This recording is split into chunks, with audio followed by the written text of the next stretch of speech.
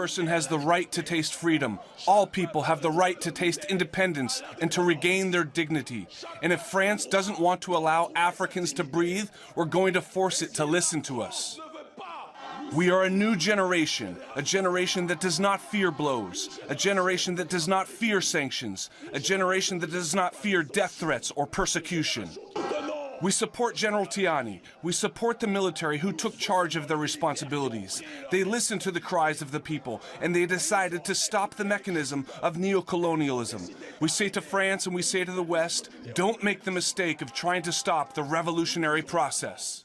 I wanted to talk about this. If you haven't heard, France has just announced the first week in October of 2023 that they will be pulling their troops out of Niger. They'll actually be withdrawing their troops out of Niger. With that said, the Minister of Interior in Niger, General Mohamed Toumba, says that it is very interesting the way the French went about doing what they were doing. They said they were given authorization to settle down in Niger by the previous government, but then they came in large numbers. Initially, the number was about 1,500 troops. That's what they announced. That's what the French told Niger. But today, they believe they have more than 3,500 soldiers from France. With that said, they said, therefore, the troops will leave first. And when they leave first, we've given them a route to take. So they can't just leave Niger, the French troops. They have to go in a particular direction. And they will not be able to go into Benin in that route because they believe that that direction will lead to mayhem. So basically they're saying any direction they want to go in, they can go in, but not in the direction of Benin. That's another country in West Africa. And they then, he said, came back and said they want to leave with the aviation. So basically, it's the opposite of what they had initially proposed. So basically what he's saying is that they say one thing and then they actually come back and say they want to do another.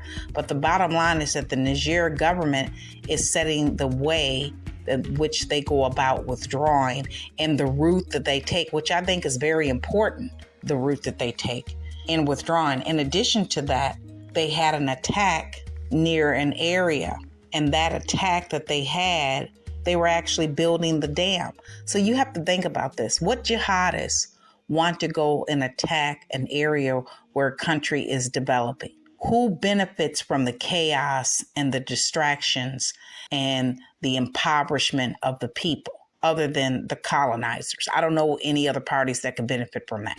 And so one of the attacks that they had, the name of the area is called Kandaji.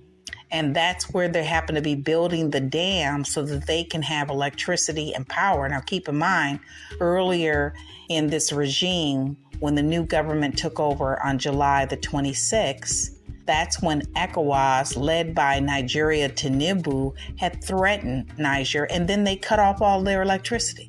Okay?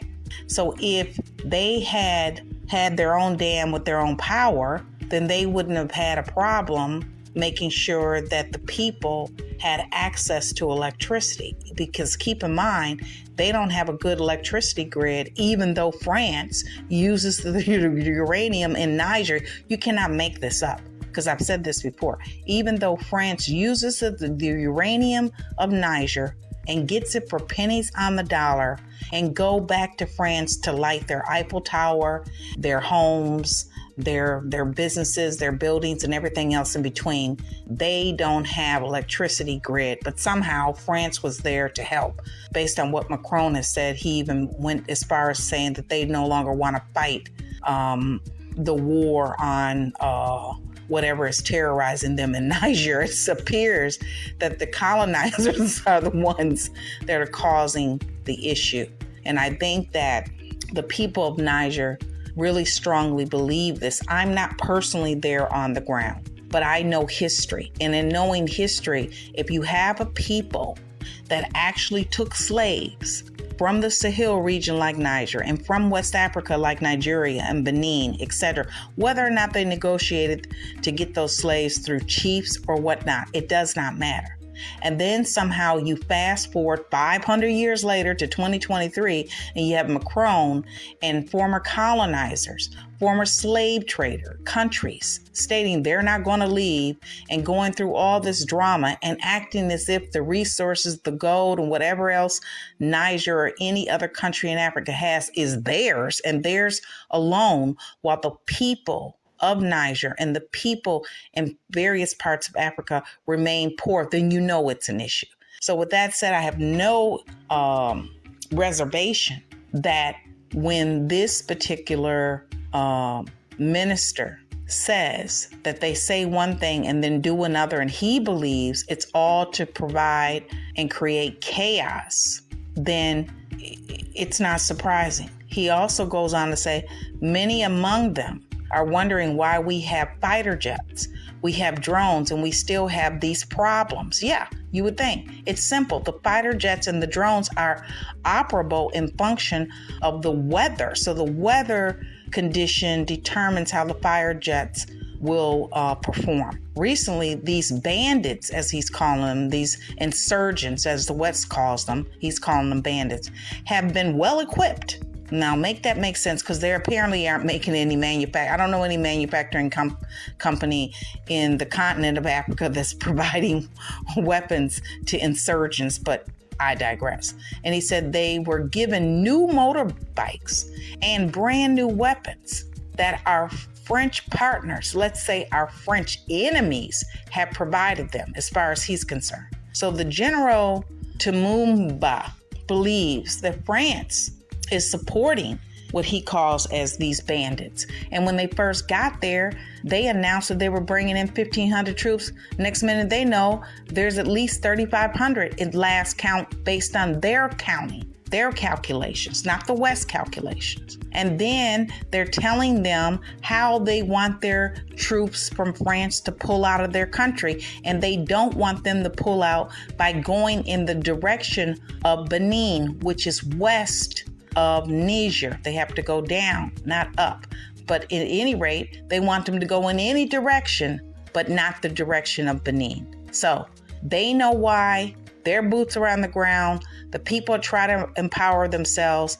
Why would an insurgent want to attack something that's being developed for the people, not for Bazoum's sake and his humanitarian needs, but for the people's needs? Because I found it very striking initially when the new government took over, how they were trying to say in some of the Western media, and particularly the French media, that somehow Bazoum's life, the former president, that his humanitarian needs may not be met, when here we are knowing that an entire country with a population size that is huge, that is 1.4 times the size of Nigeria, that entire population, at least 40 to 60% of the people live in poverty, and that they're selling their uranium for like 80 cents per unit, when the market price, such as places in Canada,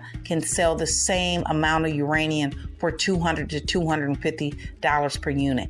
Obviously, that would impoverish a country. And somehow they were concerned about Bazoum, the president, and wanting him to be installed back into a country that obviously the people have shown and demonstrated they do not.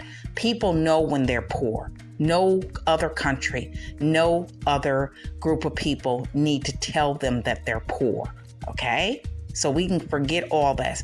And especially when it comes from an occupying force that technically has been there since the Berlin Conference of the 1800s. Technically, this is French old colony, and they got this colony in the Berlin Conference of the 1800s. And that's when the Anglo-Saxons, the Europeans, were dividing Africa like it's theirs. And here we stand today seeing Macron, the French president, act as like Niger is his, the resources is his. And at first, when he was asked to leave, He did not leave, and then he accused the government of Niger of holding his ambassador hostage. No one was holding the ambassador hostage. They asked the ambassador and their government of France to leave their country. Who goes to someone's home, and when the person that owns the home, and in this case it would be the people of Niger, ask them to leave, and they simply do not leave peacefully and quietly? So that tells you the colonizing slave master mindset.